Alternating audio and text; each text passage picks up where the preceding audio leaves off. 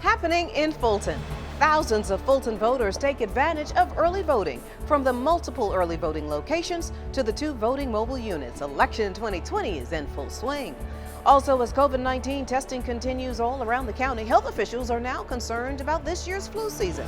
We'll have a full report, including details on where you can get a flu shot. And Fulton's chief judge lays out the safety precautions taken as jury service resumes in the county. We ask him about the considerations given to prospective jurors during a pandemic. Those stories, plus a one-on-one with the Fulton solicitor about the rise in domestic violence cases during the pandemic, on this edition of Fulton Today that starts right now.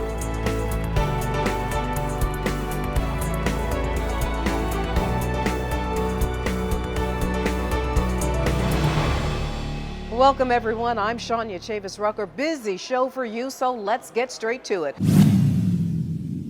We're coming to you from the State Farm Arena, one of over 30 early voting sites in Fulton County. As we've been reporting, this location is Fulton's largest site with 300 machines. But again, it is only one of the early voting locations that span from North and Central to South County.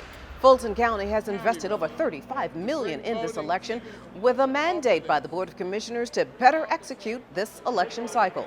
Fulton Chairman Rob Pitts is spending the next few weeks getting a first-hand look at the multiple early voting sites. Sir, welcome back to Fulton Today. Thank you. Great to be back. So again, sir, $35 million on this effort. Sounds like that type of investment reflects the seriousness of the board's effort to get things right? That's very correct. A lot of fingers were pointed at Fulton County based upon what happened in June, but Fulton County experienced the same problems that every other county in the state did. But because we're the biggest county, the largest county, the focus was on us. We learned a lot back then, and based upon what we learned, we put the money in place, we made changes, took corrective action, and so now I believe that we're really prepared for what's going to be an unprecedented turnout for the November 3rd election. And are you hoping that part of this success will be thanks in part to what the county has done in partnership with some businesses and civic partners like here at State Farm? There is no doubt about that. We cannot do it alone. And let's give you a little bit of background. I received a phone call on the morning of June 18th from Steve Coonan of the Atlanta Hawks with this idea, and 2 hours later we had a deal. We, meaning a partnership, was born between the Fulton County government and the Atlanta Hawks. And that has served as a model for sports teams nationally. Because of the partnership that we entered into with the Atlanta Hawks, other entities, other sports teams, other venues locally have stepped forward to assist us. The Metro Chamber of Commerce, corporations have volunteered their employees to work with us. Even the Georgia International Convention Center in College Park, the Fox Theater, the Georgia Tech venue at Georgia Tech, the Buckhead Theater. So I can go on and on and on for venues that have stepped forward to help us as a result of this partnership with the Atlanta Hawks. And Chairman, with over 30 early voting sites, including some mega sites, the county is encouraging those who want to vote to do so in person. Absolutely, because it's going to be an unprecedented turnout, and my goal has been to have 40% of the people to vote by absentee ballot, another 40% to vote early at one of the early voting locations, which would mean then that only on election day of, there'd only be 20% of the people left to vote. So it's critical, I think, based upon the number of people that we expect to vote, if you want to make sure that your vote is that you cast your vote and your vote is counted, vote early. We will be able to accommodate you. Again, we've gone from 167 polling locations to 255.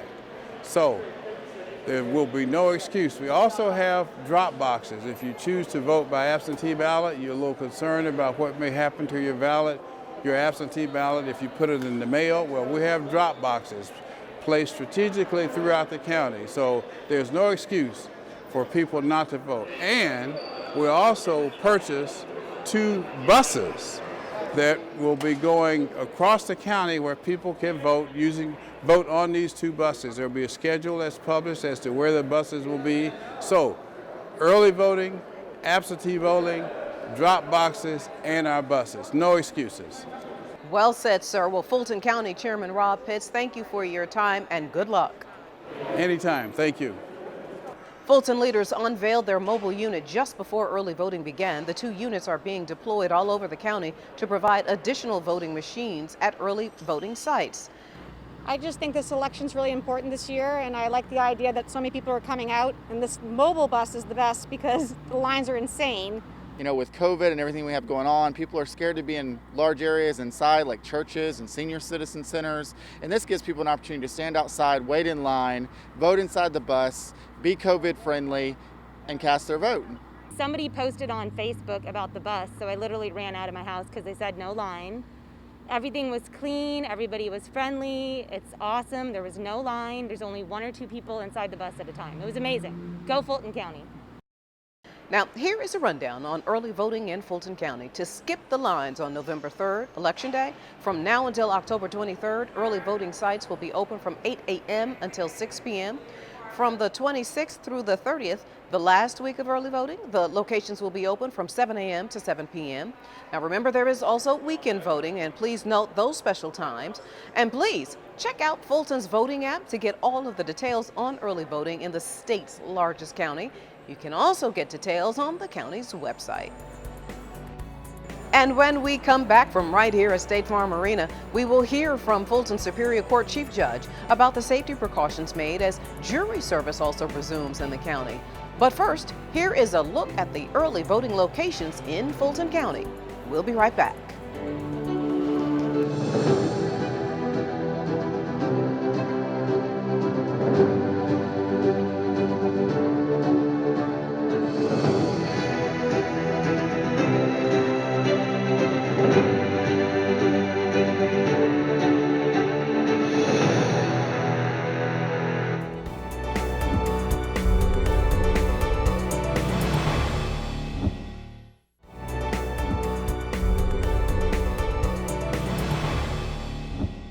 Welcome back to State Farm Arena, everyone. And just as early voting is underway here at the arena at over 30 other locations, so too is jury service in Fulton County.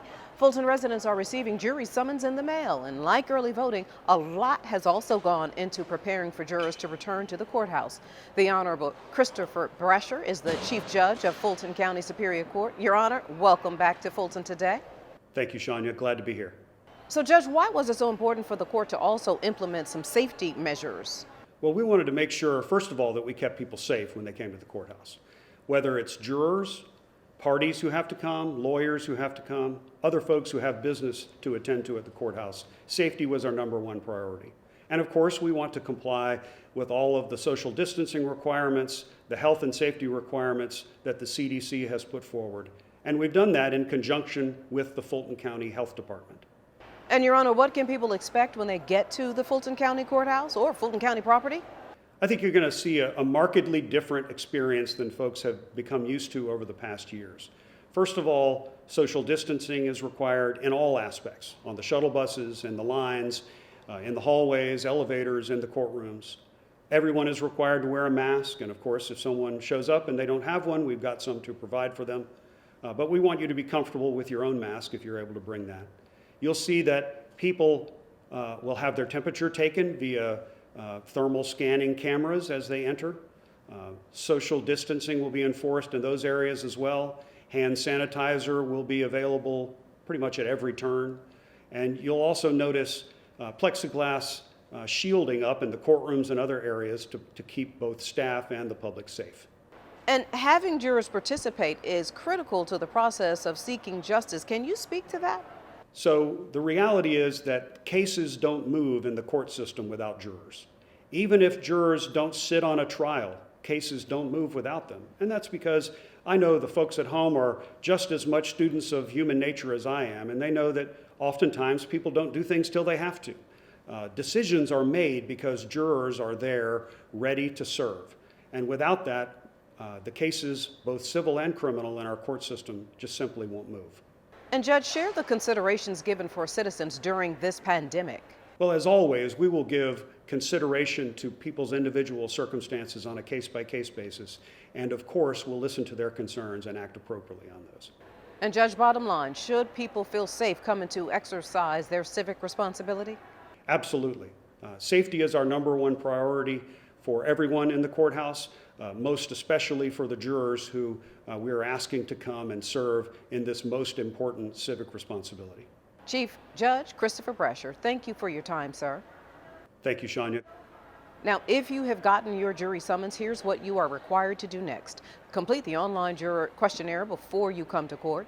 Be sure to review the COVID-19 screening questions included with your summons as soon as possible. And if at any time you answer yes to the COVID-19 screening questions, please contact the jury division immediately. Well, law enforcement and public safety officials are reporting an increase in domestic violence cases during the pandemic as more are in the same dwellings for extended periods of time. Well, the Fulton Solicitor General's office received a grant to provide more resources to victims of domestic violence, and the help comes during what is Domestic Violence Awareness Month. The Honorable Keith Gamage is Fulton Solicitor General. Sir, welcome back to Fulton today. Hello, thanks for having me. Well, sir, during COVID-19, have you seen any trends or changes in the domestic violence cases? Yeah, nationally, incidents involving domestic violence is on the rise. It makes sense, unfortunately, because more people are at home together, sheltering in place.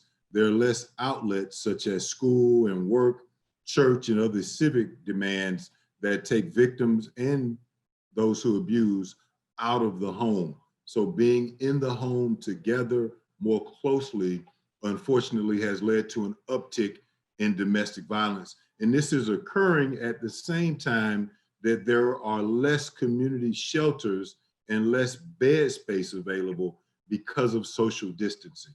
And I mentioned October is Domestic Violence Month. What are your plans to bring awareness to this issue during COVID-19?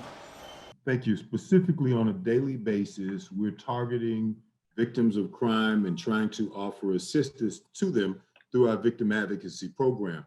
However, additionally, during October for Domestic Violence Awareness Month, we have an ad campaign which will target both male television and radio audiences and provide helpful, meaningful tips and the opportunity to contact both our office and other agencies engaged in reducing the spread of domestic abuse. And I hear that for 2021, you are bringing awareness to violence amongst same-sex couples. What led to this broadened awareness? Yeah, recent studies suggested that folks in the same-sex relationships had been underserved by traditional court processes. So we seek to enhance our services to all segments of the community. And by focusing some of our campaign specifically at those in abusive relationships involving same-sex couples, will help to better protect and provide justice to a wider segment of our community. Sir, what are victim advocates and what resources does your office offer to victims of crime?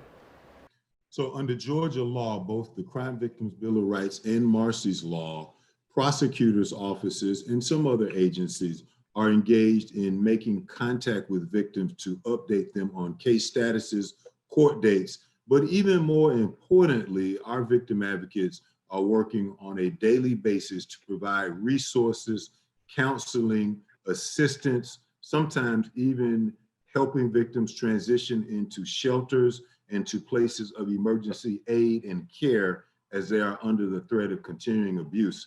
Additionally, our victim advocates on a daily basis continue to interact with those who are survivors and victims of crime to try and empower them with resources, with restitution if that's necessary, with housing placement, any treatment that might be needed, and also to surround that family because often in cases of domestic violence, there are young children involved.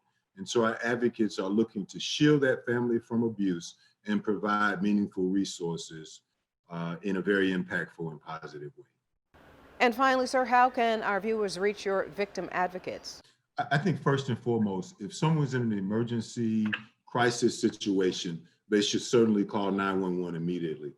If it's help and services to a case that's already pending or counseling services, they should call us at 404-612-4800 or go onto our website at fultonrestorativejustice.org. Fulton Solicitor General Keith Gamage. Again, sir, thank you for your time.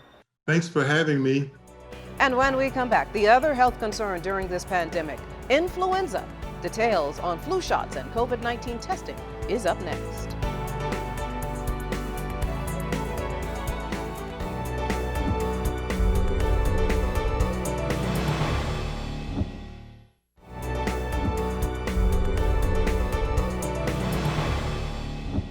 Although the nation is still in the midst of a pandemic, another major health concern is looming: influenza. Fulton County's Board of Health has mapped out its plan to deal with this flu season just as it continues to execute its testing strategy for COVID-19. FGTV's Priscilla Baylog joins us for this story. Priscilla. Shania, because of the COVID-19 pandemic, health officials stress that reducing the spread of respiratory illnesses like the flu is more important than ever. The Centers for Disease Control and Prevention recommends getting a flu vaccine now, but getting vaccinated anytime during the flu season can help protect you. Fulton County Board of Health Interim Director of Nursing Susan McCallum joins us with more. Susan, welcome to Fulton today. Thank you for having me. So why is it important to get a flu shot every year, and when should you get one? It's important to get a flu shot every year because every year the flu strain mutates. And so what was effective the year previous may not be effective this year. So research is done to determine what is the most prevalent flu strain that is predicted to be prevalent in this flu season, and they develop the vaccine based on that. It's recommended that you start getting your flu vaccine in September and October. Those are the primary months, but even if you haven't gotten one yet, you can still get one. I recommend everyone get a flu shot, and it's available, through the whole entire flu season up through the spring. What kind of flu vaccines are available, and are they safe?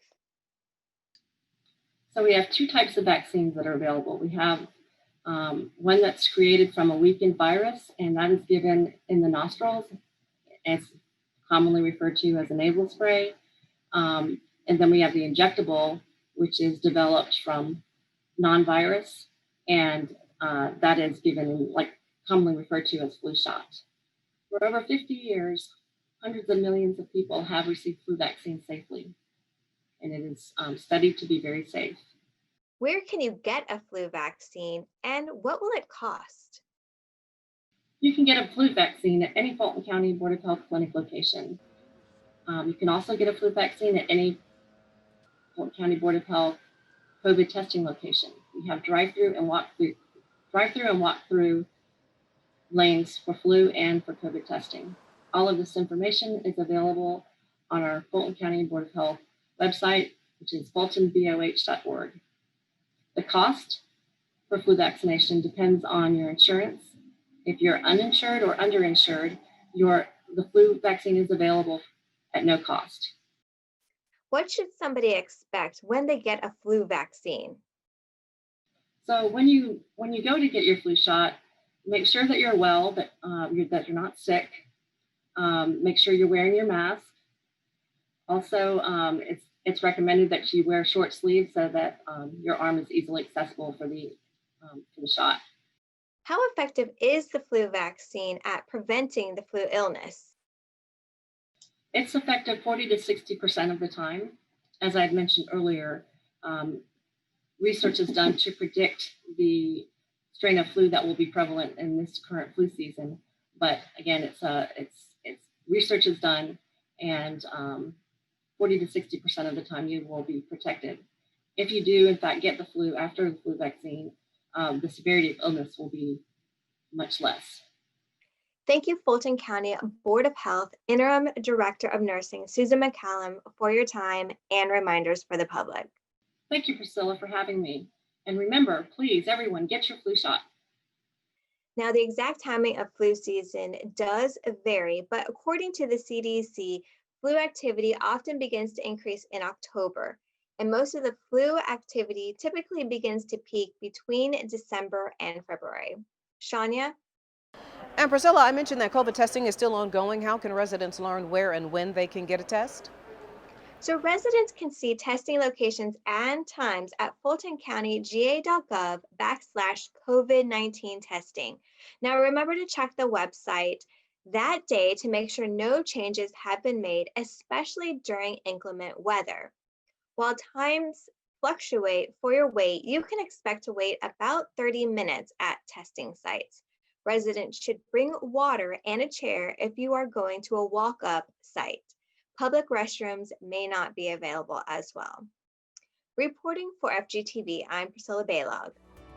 All right, thank you so much, Priscilla. And when we come back, another look at early voting and a reminder about those absentee ballots. Stay with us.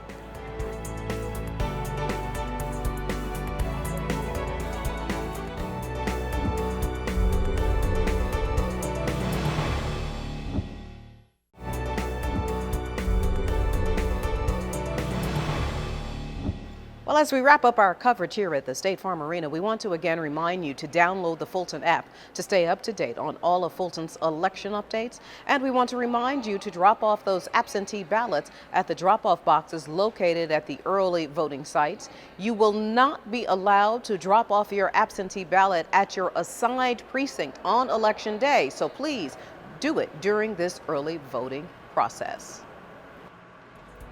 And before we go, our reminder that FGTV wants to connect with you online. Be sure to follow us on Facebook, Twitter, and Instagram. You can also check us out on our YouTube channel anytime, so do us a favor and subscribe. Well, that does it for this edition of Fulton Today. Thank you so much for watching. Join us each week for news around and about Fulton County.